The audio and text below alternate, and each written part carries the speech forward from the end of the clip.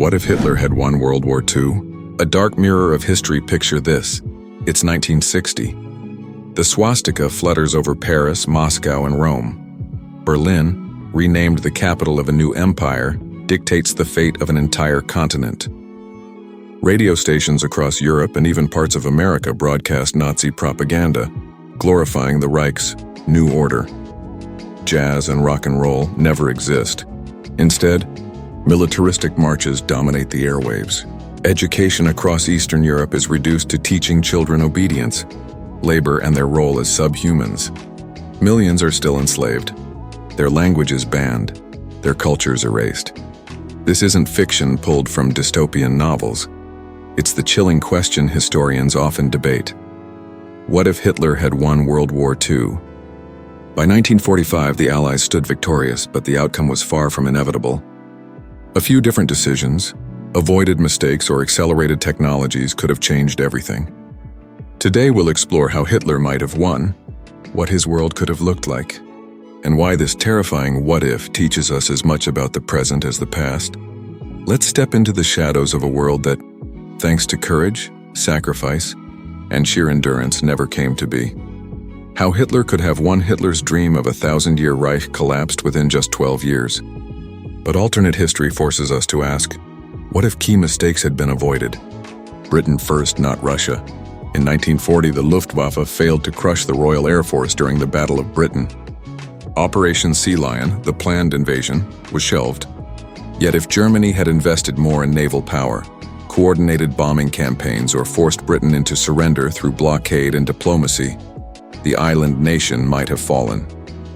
Without Britain, the US would have lacked a springboard for D-Day, and the Allies' resistance in Europe could have collapsed. No Barbarossa or a smarter Barbarossa. Hitler's greatest blunder was invading the Soviet Union. Overconfidence and logistical nightmares led to disaster at Stalingrad and Kursk. If Germany had honored the non-aggression pact with Stalin longer, focused on consolidating Western Europe and North Africa, and secured Middle Eastern oil, the Eastern Front disaster might have been avoided. The atomic bomb race. Germany had brilliant physicists like Werner Heisenberg. Had Hitler not dismissed Jewish physics and fully funded nuclear research, the Reich could have developed atomic weapons before the US. Imagine Hitler threatening New York or London with nuclear fire. Negotiations would follow on his terms. Oil and resources. The Reich's war machine ran on fuel. By failing to secure Caucasus oil and Middle Eastern reserves, Germany strangled itself. A pivot southward into Iraq, Iran, and Arabia, supported by pro-German uprisings, could have given Hitler the lifeblood of modern war. Each of these alternate decisions presents a chilling possibility. A Germany too strong to be stopped. The post-victory world. Suppose Hitler succeeded. What would the world look like? The Greater German Reich. Nazi planners envisioned a continental empire stretching from the Atlantic to the Urals. Scandinavia. The Low Countries and Western Europe would be annexed or reduced to puppet states. Slavic lands, Poland, Ukraine, Russia, would face General Plan Ost, which called for the removal, enslavement, or extermination of over 30 million people. Vast regions would be depopulated and repopulated with German settlers. The Hunger Plan. Designed by Nazi bureaucrats, this plan diverted food from Eastern Europe to feed Germans. Millions would starve deliberately. In victory, this policy would continue indefinitely, reducing conquered populations to expendable labor forces. Global rivalries. With Europe under his control, Hitler would eventually clash with two powers, the US and Japan. Japan's Greater East Asia co-prosperity sphere was already expanding in the Pacific. A Cold War between Nazi Germany and America is highly plausible. Nuclear brinkmanship, espionage, and proxy wars shaping the second half of the 20th century. Science and culture. Military technology would thrive. Rockets, jets, perhaps even space weapons. But intellectual freedom would be crushed. Einstein's theories, modern art, and dissenting voices would be silenced as degenerate.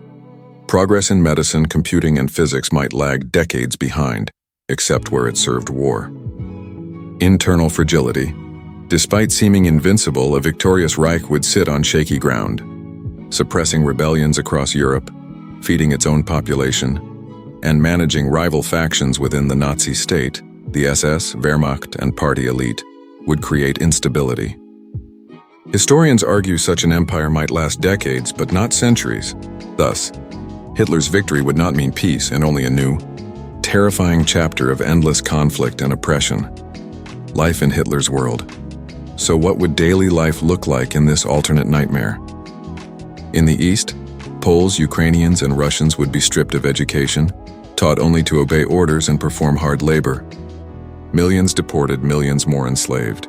Cities like Warsaw and Kyiv would be Germanized, with German settlers replacing native populations. Resistance would be crushed with mass executions and starvation. In the West, France, the Netherlands, and Britain, if conquered, would be puppets, their governments reduced to collaborators.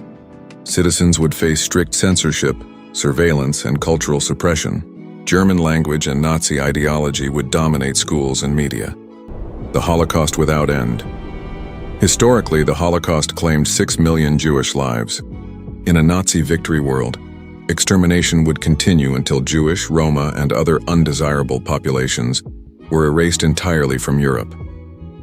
The genocide would not be a chapter, but an ongoing policy. Culture and media. No Beatles, no Hollywood Golden Age.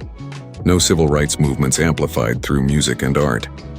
Instead, state-approved films glorifying Aryan ideals, martial sacrifice, and racial purity.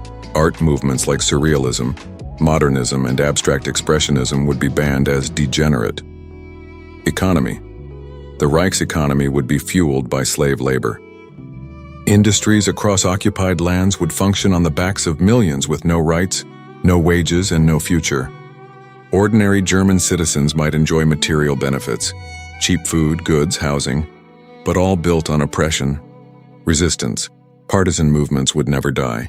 From French Maquis fighters to Soviet guerrillas, underground resistance would harass the Reich endlessly.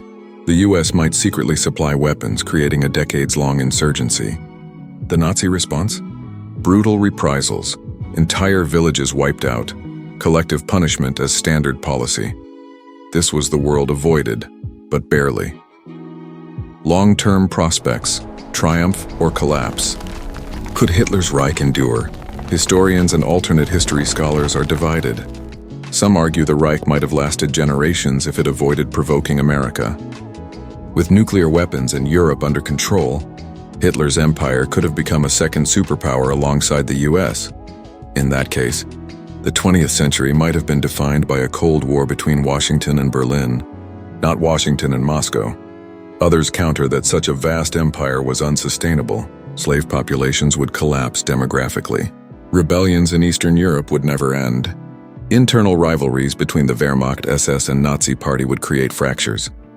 Economically, a system based on plunder and forced labor could not modernize forever. By the late 21st century, the Reich might implode under its own contradictions. Another possibility, Germany wins, but stagnates.